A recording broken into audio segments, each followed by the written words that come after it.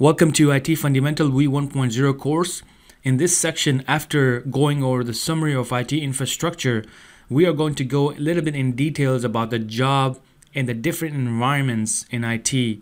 So what this lecture is going to be about, when you are trying to get the job in IT world, that first job, what are some different environments, and when you land a job, how these environments are going to have an impact on you or the way you think about IT. So then if you do have ability to choose between two environments, then after this video you will think about it. But before I start this, I don't want to start a war between people that do this or you shouldn't say this and that. My suggestion is that if you get an opportunity in any environment in the beginning, even if it's internship, then you should go for it, because that's how you're going to learn. Then you can move on. But having this information in your mind and having to know this information is good to know, because then you're not going to be like us when you go to the college, when you take some courses from someone else just about certifications, and then you're clueless. Because when I landed a job in different environments, I learned a lot about different environments as a whole, that I shouldn't have even come to this environment because this is not my type of IT job that I wanted. I really wanted something else. So that's why I'm going to share my experience. And of course, people can share their experiences, and it's a pretty big world right here, and people will have different type of experiences. So I want to keep that clear in the beginning of this video. So what I mean by different type of IT job environments is that when I go to Indeed.com or any other search sites and I look for a help desk position, then look at these companies. This is why I am going to show you in a realistic way, and then I'm going to explain it by lecture, so then you can understand what I'm trying to take out of this lecture. So if you look at this position right here, it says IT Help Desk Analyst, and it says Housing Opportunity Commission. Now this could be some type of government or some type of building or association or non-profit. If you go down, then another position is provided by Vision Technology Services. So let's go ahead and talk about these two, and then this is where we can decide which environment is going to be a good environment for you in future. Maybe in the beginning, maybe you don't care, you want to land any job in any environment, and both have benefits and disadvantages. To me, that's why I'll say, like, this is my personal experience. So maybe to you it may be a different case, but let's talk about it. The first one that you saw, the commission one, I'm just gonna place this in a kind of like a bigger term, that this is type of a company that is not associated with IT services, meaning this company, association, non-profit, or whatever you want to call it, this, I'm just going to call it .org. Usually, like, non-profit have .orgs in there, right?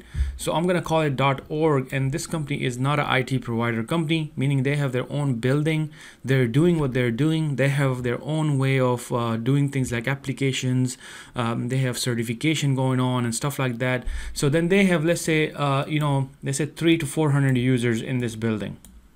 Okay, let's just talk about this. This 300 to 400 users, what happened is that they needed an IT support. So they, let's say, hire you. So let's say you're the first person that got hired, not first person, just for the help desk stuff. So what is your primary focus over here in this environment?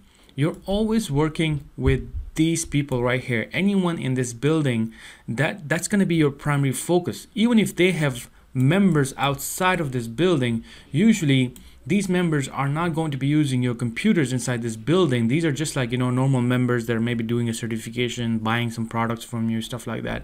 Usually they have a customer service department that takes care of that. And you may be supporting their computers, their equipments, their software that they use and stuff like that.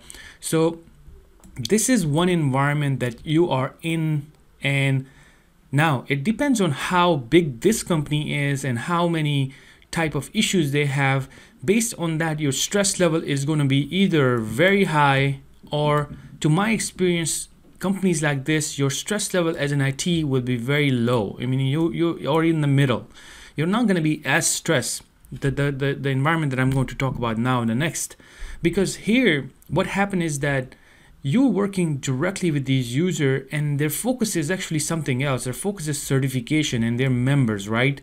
So most of the applications and the computers and everything that you use, the focus is over here. So they're not too much into IT stuff, even though they may be using a lot of advanced technologies and things like that. But most of the time the IT managers will be heavily supporting you to make sure that you know your stuff in this company only. This company only. Remember, I'm just kind of pointing out that you have only 300 users to support over here. That's kind of like your primary job right here, that you're supporting these people. Whatever they use, you're just kind of learning about it, right? Now, the biggest thing about these type of organizations is that when they're big, what they do is that, let's say for example, they have networking devices, they have servers. Let's say these are networking, these are servers, and some other devices, firewall, whatever, security, cloud stuff. So what they do is they have either one big company, then another company, let's say an IT service provider. I'm just gonna now move on to the second environment. Now this is the IT service provider. Remember, there was another job that I showed you in Indeed.com. So that was a service provider, and these are the companies. Let's say for example, this could be a small company. They may be a big company, but let's say a small company with a few engineers, few server guys, few help desk guys, and everything like that. And then they are also providing you support. So think about it. A help desk guy over here, or girl, or whatever you want to call yourself, then a person in this position right here, imagine if this person is having an issue, or the network engineer is having an issue over here, then they have a support. They can call this company, and then this network engineer will try to resolve their issue. So this guy right here, or girl in the middle, they're just sitting there and kind of like watching that, have kind of like, they're just kind of like watching if things are done. So that's why I said in the beginning that the stress level of this IT environment is going to be low than the stress level of this IT environment. Now, is this the only company this company is providing support? I'm sure they're not going to be in that. I mean, they're not going to be even in the business if they're just providing support to one company. Most likely, they're going to have another company like this, either big or small. So they're going to be like multiple companies like this, like the one on the top.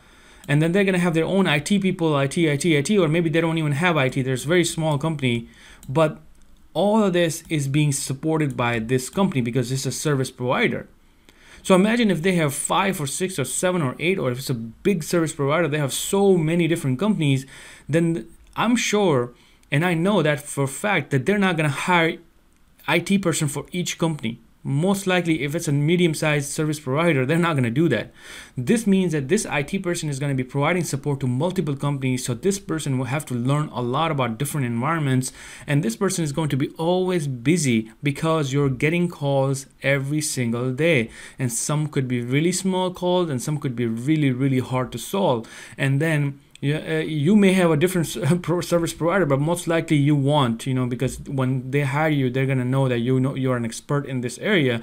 So you're going to be doing a lot of research and things like that. So that's why I say the stress level of this type of environment and this type of IT support guy or girl or whatever is going to be very high in comparison to this one. So let me erase all of this. Again, I just want to do a summarize. So the nonprofit or the companies that you're working as an IT person and you want to get into that type of environment, then it's going to be only this company. For the service provider, it's going to be, like they said, this is a service provider. It's going to be many companies, left, right, anywhere. This is going to be a company, you're going to be supporting them. And that's why I say the environment, if you get an opportunity to go into this type of environment, I think that's going to be easy way. But what are the disadvantages and advantages between these two? Now remember, if you are in the nonprofit area where you're working for this company, and I'm going to call this, let's say .org again, just to kind of, this is my example, okay? I should buy a pen. Okay, so then another company is this one, and this is a service provider company, right? So what are the advantages and disadvantages between these two environments? So this IT person in this company, remember, this person is limited to what they use. meaning whatever this company is using, they could be really outdated or they could be really advanced depending on what type of company it is. But you're still limited to what they use, and your way of even growing in that company is going to be like, the manager will be always interested in, if you're learning this specific course, what is it, how is it going to benefit this company, because that's how the money is approved from the top higher ups, right? They're not going to be interested in you getting into, maybe let's say you tell them I want to do Python, and if let's say for example they have nothing to do with Python, you can come up with your own thing, but let's say they have something that had nothing to do with what you do, then it's going to be hard for you to even go for that type of courses or type of skills, or you want to bring something new, like maybe you want to say, oh, Linux in this type of area, Linux is better, let me just bring out Linux, and they will totally reject that because they're not into Linux, and this company is not into Linux. They say, oh, no, we don't want to do this because many of our people don't know, all that stuff, right? You're going to have a lot of blockage when you try to grow in this type of company. Now, when it comes to services, usually services providers already know this, that if you're going to become an IT pro with them, you're going to be managing multiple different companies, and they get contracts. So what if next contract is about that Linux world or Python world or some other skills that is being required, so they would love you to know these type of things. So usually what they do is they give you courses, they give you trainings, they send you to trainings, you work with a lot of different people to learn a lot of different things. So this IT person versus this IT person, yes, this IT person will be more skillful than this person. That is the advantage of this. But again, it's up to you that like for example, if you ask me personally, I like to work as an IT professional where I'm really relaxed, where I can do more proactive type of learning. I just want to like, okay, I'm going to do this and this and this to make sure this doesn't happen, but then I can learn on my own pace. That's how I like it. But I know some people that no, this is too boring, I don't want to spend that kind of time. I want to think, I want to learn, I want to challenge myself. So they're going to go for the service providers, and they really become really good at some point when they stick to it, because not a lot of people can take pressure like that. And again, this company will not be replacing you easily. This won't be happening in this company. A lot of people, when they hire you, it's a whole process, HR, this, that, all that kind of stuff. They go through a long process. Then you have to learn their processes. This company is using a specific thing, that's why they are in the business, because they have some type of thing going on that this company is running, non-profit certifications, or they have some type of cause. It's very unique. So they don't want to train somebody brand new, and then again it's like a new whole training for this and a new IT person. Now this company, because they know that everybody try to get into help desk and it's similar type of education, so they will replace you in no time, because they get a lot of they have too many contacts with the recruiters. They're their own recruiters. They look for people every day. So for them, it's kind of like, okay, if you don't want to do this, we'll replace you, no problem. So again, your mind is always like gonna be like, okay, if I can't support this company, man, I hate this company because I don't want to really get their stuff is like too tedious or stuff like that. Then your ratings are gonna go down, and this company will know that after some time, and they will just replace you. Simply as that. So yes, there's advantages and disadvantages in different type of environments, and then you can multiply this. You can be working for a very big nonprofit, and then they have multiple branches and everything, and I'm sure then they will have so many different IT people and all that. That's gonna work. You're gonna be working with them and stuff like that, and then you can do the same thing with a service provider. It could be a very, very big service provider, and then you will be working with and maybe even they will hire you for one or two companies that's going to be your primary companies to support.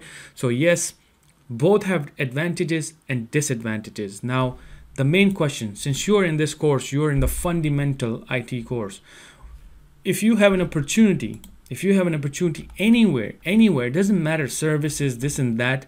Now if you have a goal in your mind that when you go to the services company, and if you love it, then you can keep doing that. You can keep working for services companies, keep growing. But if you don't like this, you think that this is too stressful, then try some time in the services area. If you do land a job with them, then learn a lot of things from them, and then move on to more of the companies like nonprofits and other ones that are really good. right? We want to make sure that your benefits are good, your pay is good, the people around you, you're okay with them, coworkers, like you love what you do. That's this is all about IT. Like if you love IT, then of course you're gonna grow more. If you don't like it, then it's gonna be a short-term career for you. So this is why I wanted to actually go over this different type of lecture, which not a lot of people cover, and they don't even know. When they start learning, they just know that I'm just gonna land an IT job, and that's it. But when they do, either they come up with a lot of bad ratings about IT career, that oh my god, this was a worst career that I choose. That's because you never knew the differences between two different environments, or maybe there are more. But this is just to give you an example that how two companies, two different type of services. One is just focusing on something unique to their mission, and one is they're just plain providing services to many companies. Get to know this, because if you know this, then your job and you're picking a job in future is going to be extremely easy for you, and it's going to be very beneficial. So thank you very much for watching this video. If you have anything about this type of if you have anything about this weird type of topic, then let me know. What is your experience? Thank you.